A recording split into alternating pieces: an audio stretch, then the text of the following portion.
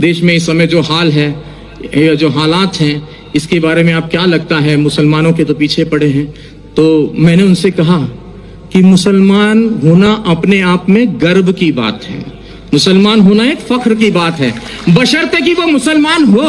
और मुसलमान से मतलब है मेरा मुकम्मल ईमान वाला, और मुकम्मल ईमान वाला कोई भी हो सकता है, फिर वो चाहे मुस्लिम हो, चाहे सिख हो, चाहे ईसाई हो, या मेरी तरह सनातन धर्म वाला एक मामूली सा अदना सा इंसान हो। तो मुकम्मल ईमान आना जरूरी है, और जब मुकम्मल ईमान आ जाएगा तो मुसलमानों का कोई क्या बाल वाका कर सकता है।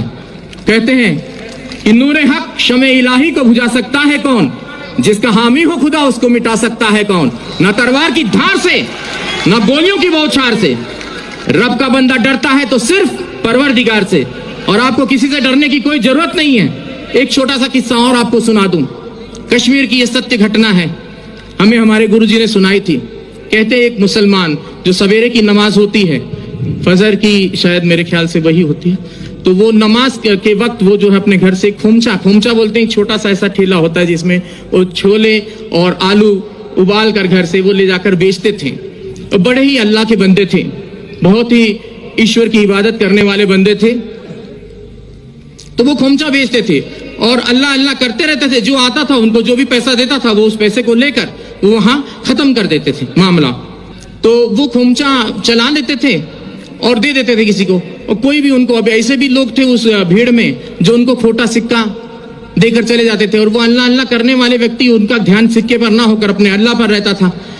ऐसे काफी दिन गुजर गए। एक दिन वो अपने घर पहुंचे तो उन्होंने अपनी पत्नी से कहा कि भाई आज तुमने हमारे छोले और आलू जो खोमचा बनाती थी वो बनाया नहीं। तो बोले कि आज दुकानदार ने सामान नहीं दिया, सौदा नहीं दिया। बोले क्यों? बोले जितने भी सिक्के इकट्ठा किए हैं आपने, ये सारे खोटे सिक्के हैं। बोले हाय अल्लाह। वो वहीं चुपचाप बैठ गए उस ईश्वर की इबादत में कि बोले हे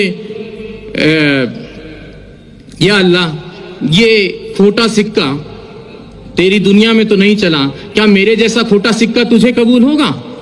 तो उसने उसी वक्त वहां पर एक नूर प्रकट हुआ और आवाज आई कि उस थैली में हाथ डालकर देख। और जब उसने थैली में हाथ डालकर देखा तो वो सारे खोटे सिक्के सोने की अशर्फियों में तब्दील हो गए थे। तो मुसलमान ऐसा होता है जो किसी खोटे सिक्के को भी हाथ लगा दे तो सोने की अशर्फी में तब्दील कर दे।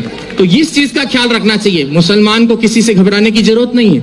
और मैं पहले से और काफी दिनों से, मुझे एक व्यक्ति ने कहा कि बाबा जी अब आप कलमा पढ़ के मुसलमान हो जाओ। तो मैंने कहा मुझे कलमा पढ़ने की जरूरत नहीं है, मैं खुद ही पहले से जन्मजात ही मुसलमान हूँ। और मुसलमान का मतलब यह नहीं कि कलमा पढ़कर ही हो सकता है, मुकम्मल ईमान कहीं भी आ सकता है, चाहे वो हिंदू में आए, चाहे मुस्लिम में आए, चाहे सिख में आए, चाहे